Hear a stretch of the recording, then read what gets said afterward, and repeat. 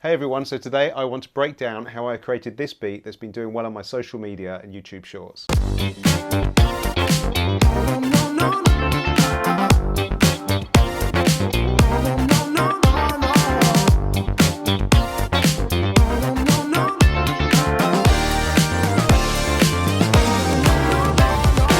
So I've had a few questions about how I put this together, which is why I want to make this video. I'm not going to go into too much detail. I just want to outline my thought process, my creative process, and share that with you, and hopefully you can get something out of it. Alright guys, so before we get into it, as always, please hit that subscribe button, hit the notifications bell so you don't miss out on any upcoming videos, and share this with anyone else who you think might be able to get something out of it. Right, let's get into it. Cool, so here we are, we're in Logic. I've got the session up that I used to make this track, and the first thing that I did when I sat down to make this beat was I had a little reference track, which was a track called Razzmatazz by Quincy Jones from the album The Dude. I was just really vibing on that track and I just wanted to make something like that. So what I did was I pulled it into Logic. So the first thing I worked on was the drums. Now I got a loop from Splice, which is like a disco drum loop, and it goes like this. It's a really basic beat, okay? And that's actually pretty much what I played on the track. But what I did was I took that, and if you right click on a loop, any loop, you can convert it to a new sampler track. So that's what I like to do, and I get it into Drum Machine Designer. So click on that, click on transient markers, and because that's a drum loop, there's a lot of quite obvious transients in there. So it cuts really well, cuts it all up, puts it in a Drum Machine Designer, which is this. Obviously, if you're unfamiliar with this, then please let me know and I'll do a video about it. So it's cut up all the transients and then you can play them on your keyboard. So then I have my drums chopped up. I've played the beat in, which is this. Let's solo that.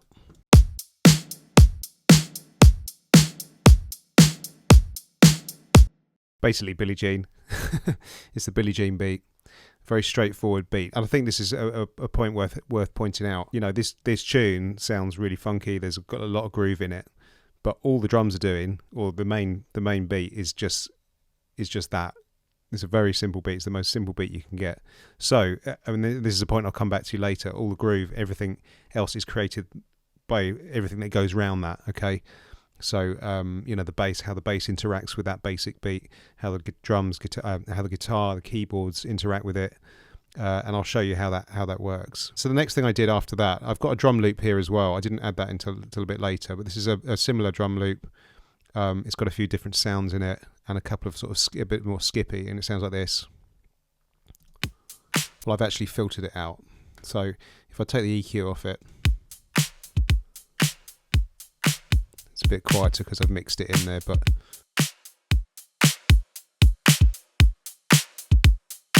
so you can hear there's a different kick drum pattern. There's a clap in there, so I just wanted those extra sounds. Now I didn't really want that kick in there to conflict with the basic beat that I've got, so I filtered that out. I put a low pass filter on it, so it's acting more now like a top loop. Okay, so it's more like a percussion type loop that works around the basic beat. So you can still hear the kick, but it's very tiny, and actually that actually gives it a bit of a bounce around the basic beat. So if I play those two together, I'll take that back down. So this is the basic beat on its own, and now with the drum loop behind it.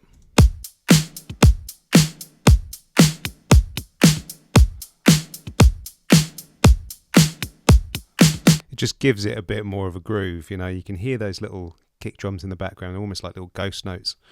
So that kind of works really well. Okay, cool. So I've got my beat down, my basic beat, and what I did after that was I came up with a little keyboard riff. So we're in the key of G minor, C minor, D. That's the chord. That's the basic chord structure. And then I came up with this little riff, like a Rhodesy type riff.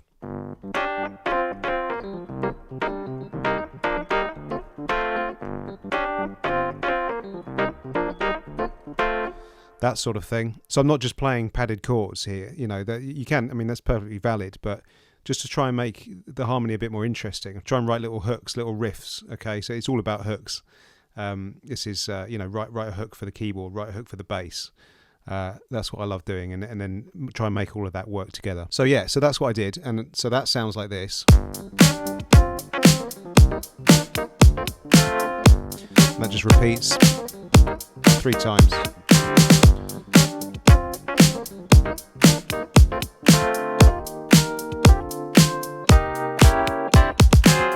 And then at the end there, we've got what's called a turnaround, okay? And this is something you have in jazz music, where you've got a few chords that come round to bring it back to the beginning. So we're in G minor, and I've got these chords that go E flat major 7, D minor 7, C minor 7, C sharp diminished, D11, and then this little tritone, which is an A flat 13. What is it? Yeah, A flat 13. So to make this little turnaround work, I'm not just playing chords. I'm not just playing E flat major, D minor 7, C7. I'm trying to put a little melody in it. So I'm trying to make a melody out of it and harmonize that. So I've got this little melody that goes like this. And we're back to G minor. And so to harmonize it with the harmony in that turnaround, E flat.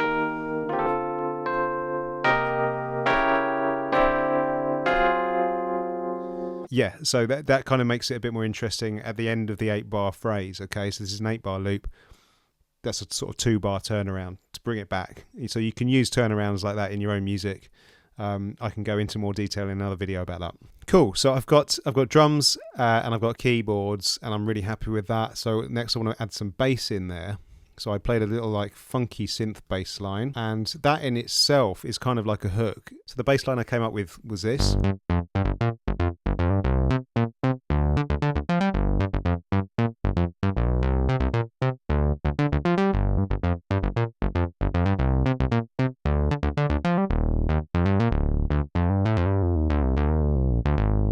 And just on that turnaround, there's just a little kind of like little line that goes over the top of it, so that again adds a bit more interest to that little chord turnaround at the end. I'll just play a bit with the drums, see what that sounds like.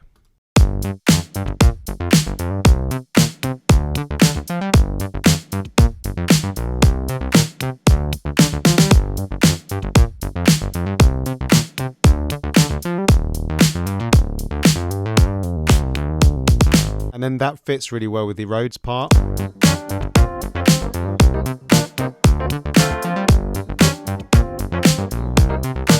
So what I'm thinking here, I'm thinking, because this is my background, right? Playing in live bands, playing in situations where you're always playing with other musicians.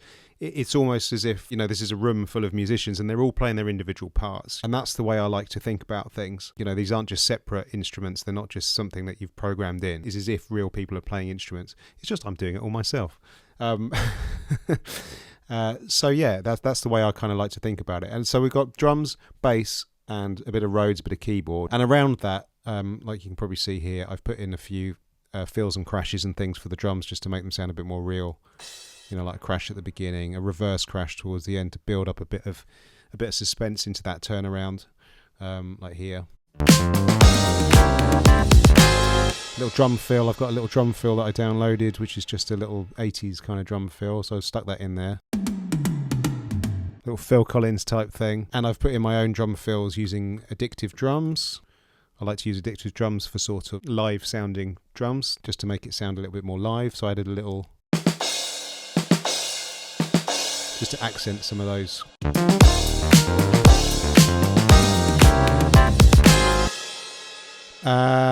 So that's kind of the basis of it, yeah. And then I put in some guitar, because you need to have some guitar in there to add a bit of funky texture. I played this in myself, and it's almost like a Superstition type line. Actually, one of the comments I got online was Superstition guitar. It's like, oh yeah, actually, but sometimes these things just come out and you don't realise how close it is. But, whatever.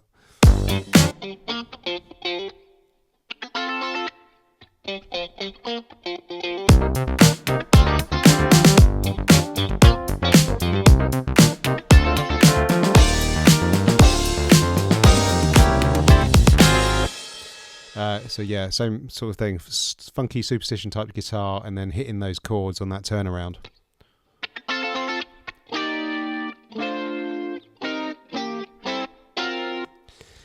So everyone's kind of playing those hits together.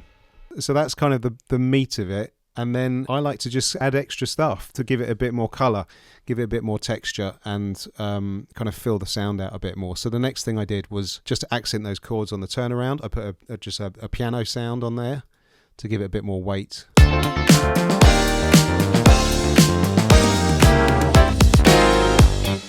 there. So that's just to sort of accentuate those chords.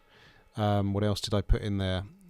On the turnaround again, just adding things to that little turnaround, because that's kind of a moment that this whole 8-bar beat builds to, you know, to bring it back in. I'm seeing this when I'm writing something like this, I'm almost seeing it as a kind of a chorus. So this could be like a you know, what you'd write your vocal hook over, and then when I build it into some sort of structure into a song, I just strip stuff out and maybe change a few things, you know, depending on what the vocalist would write for a verse or a bridge or whatever. So I'm concentrating on this as like a big chorus type thing at the moment. So yeah, on the turnaround, just I've added a little lead sound to give it a little bit more of a punch as well, and that goes like this.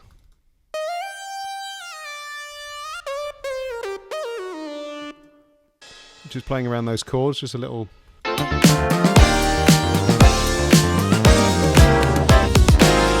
Just a little melody. And then finally, there's just 2 more elements to this. One is some synth chords, just a little sort of 80s type synth thing. And you'll notice that just those 2 little chords add quite a lot to the groove, and they kind of at the same time stay out of the way of like what the guitar's doing, for example. Because at this point, you know, we've got a very busy bass line, we've got quite a busy Rhodes part, we've got a guitar playing at the same time. There's a lot of parts going on. A criticism of this could be it's too busy. So if you want to add anything else, like something like a synth sound, I'm just putting a tiny little bit in there, so it's a little bit that you can hear that you go, oh, that's a different sound, but it's not overriding what's going on. So that's all that's playing, and it really adds quite a lot, I think, to the groove, and it gets out of the way of the guitar.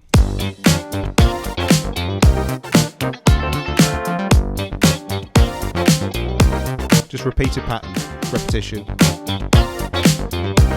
and then here it just accentuates the chords.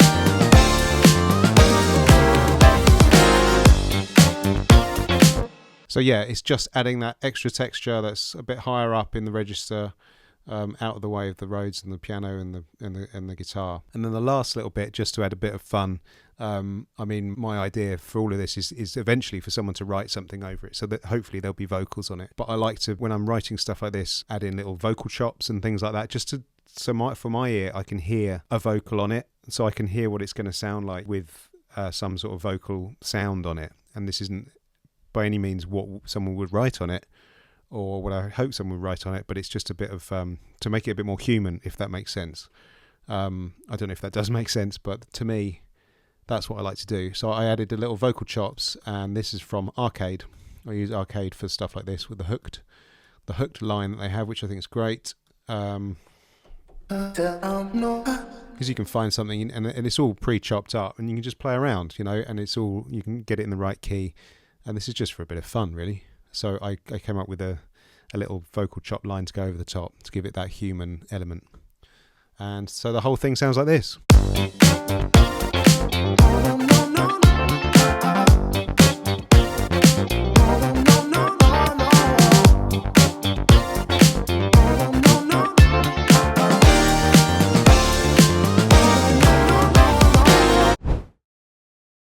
So my keyboard sound is from Keyscape, and that's just a classic Rhodes sound, which I think is fantastic. I love all the stuff that Spectrasonics do. Yeah, Keyscape is a favourite for Rhodes sounds, piano sounds, all that sort of thing, and that's actually where the piano sound is from as well. Just a custom C7 grand piano. I haven't spent too long on this. This beat was thrown together very quickly, which is what I like to do for some of my social media stuff. I try to do it as quickly as possible and get it out there. You know, I'll always come back and tweak later. If it does get used or picked up by somebody, I'll come back and put some real time into it. So these are all quick sketches, these things that I do here. The lead sound is from Omnisphere. What is it? Fat and Juicy, it's called. I may have tweaked that a little bit, but yeah, there's plenty of amazing sounds in there. I do program my own synths as well, but like I said, if I'm doing something quick and I'm trying to get something in a hurry, I usually find Omnisphere or any of these other soft synths are great for just finding the thing that you want immediately. And again, the synth sound is Omnisphere, and it's JX03 old school brass. which gives it that kind of old school funky sound. And finally, the bass sound is from the UAD Moog, the Mini Moog, which is brilliant. Love that. And that's parliamentarian basses. So that's supposed to be like a parliament type funk bass, which is perfect. It's perfect for what I wanted. So I might have tweaked that a little bit as well. But that's the sound I went for. So that's where some of the sounds come from. All right, cool. So that's kind of a brief overview of how I put this beat together. There's plenty more that I could go into in detail, and please let me know in the comments if you want me to expand on any of these. I can certainly go and do another video in more detail on some of these concepts. But yeah, I hope you enjoyed that. It was really good fun putting it together. There'll be plenty more videos like this. That's my process, and I hope you enjoyed it. Please subscribe, hit the notifications bell, and I'll do plenty more videos like this. Cheers, guys.